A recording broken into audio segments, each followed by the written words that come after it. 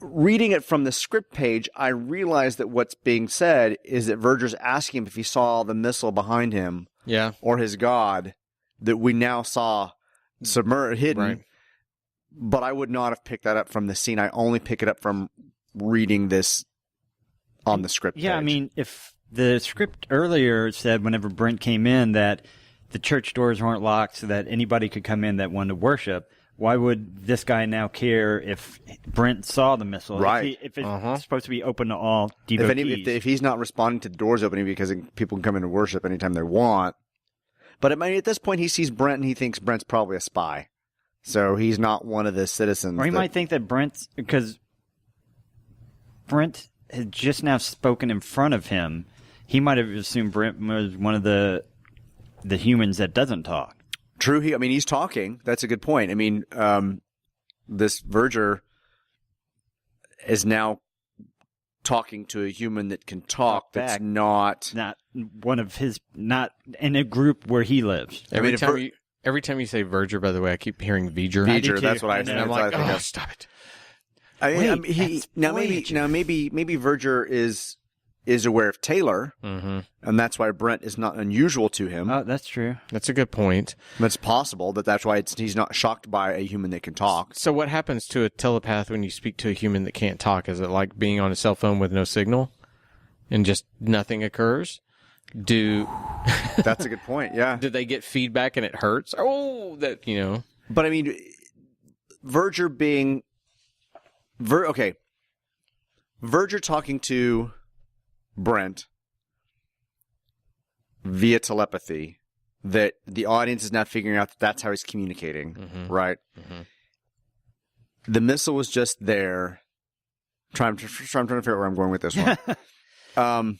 So is a movie. I don't know that I would connect that Verger was the one that led Brent there. All the stuff that we saw outside, that with the touching of the sound and the circuit being completed and him having to respond to a noise and being led into this area with the bright white, cylindrical tubes that they walked through. There's nothing that... Well, yeah, I'm assuming that guy didn't do it because he was busy worshiping. It's almost as if Brent stumbled into the church by happenstance, yeah. But at the same time, everything has been about them duping him into this. He did the awkward step back to the door because something was obviously controlling him, obviously wanted him to go in there, and then it's something like, did you see? Well, no, I didn't see, but why am I here? You brought me here. It's... Why would Verger want to reveal the nuclear missile to this random person? It doesn't make any sense. Okay, it's at this point that there's a bunch of telepaths that are playing a joke on Verger because he's, hey, well, son of a bitch, what are you doing here? Right. It's... I'm worshiping here. Its own internal logic makes no sense to itself when you look at it of what is the throughput of what's occurring to why is he here to how he reacts to him being here. There's no rhyme or reason to this. I think the ideas are interesting enough for a viewing audience. Agreed. That you've come into a submerged, lava-filled New York City in which all the blocks are now magically 2 blocks from each other. You've got a noise that's leading somebody into this moment. You've got a moment where you're suddenly mind-controlled, a moment where you then walk into a room, see a giant missile, and you have somebody who's talking to you via telepathy. Those are really great, fun sci-fi concepts, but they're just not connected in a way that makes sense. No. Poorly executed, yeah. Yeah. It feels, once again, with how many drafts they did, that they were pulling elements from everywhere and kind of putting it, that's kind of cool. What if we did this? And then rewriting it, but not completely doing a draft again to fix all those problems. Yeah. Okay, well, I look across and I get the you had something? Where did the 2 guys come from? Oh, that assist him? Yeah. Whenever the rocket went down? They came up? They came up. Okay. It was like the KISS platforms where they come up out and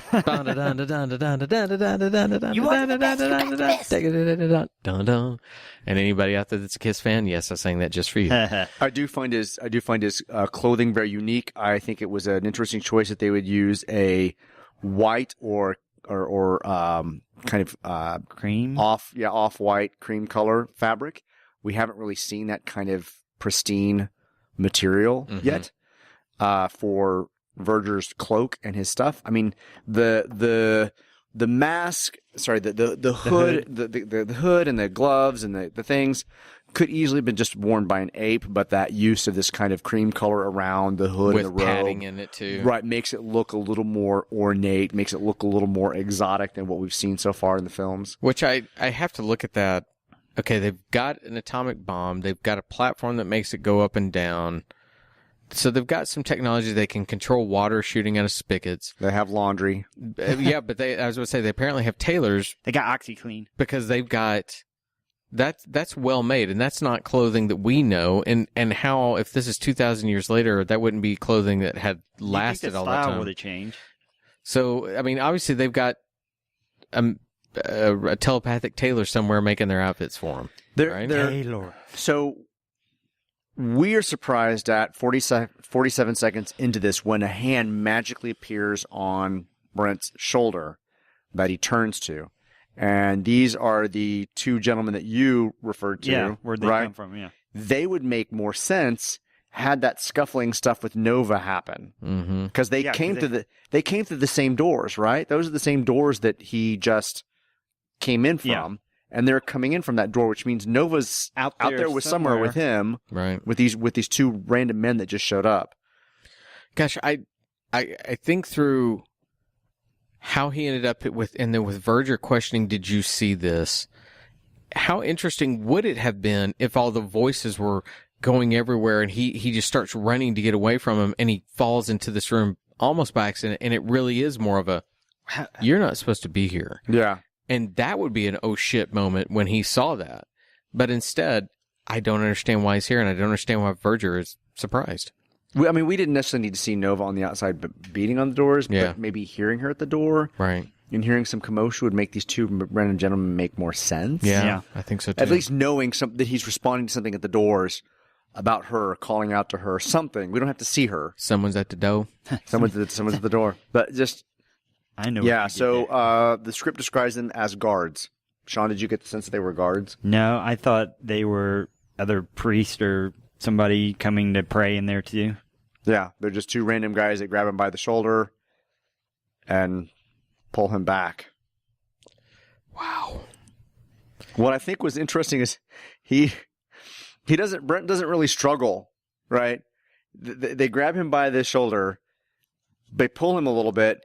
He's just so confused by the moment that he's had that one of them opens the door and he just kind of walks back to the door like he's leaving the cathedral back outside to where the fountain was, where he had his most horrific experience ever. And he's just, okay, let's go, guys. What's up? All right. Hey, let's go.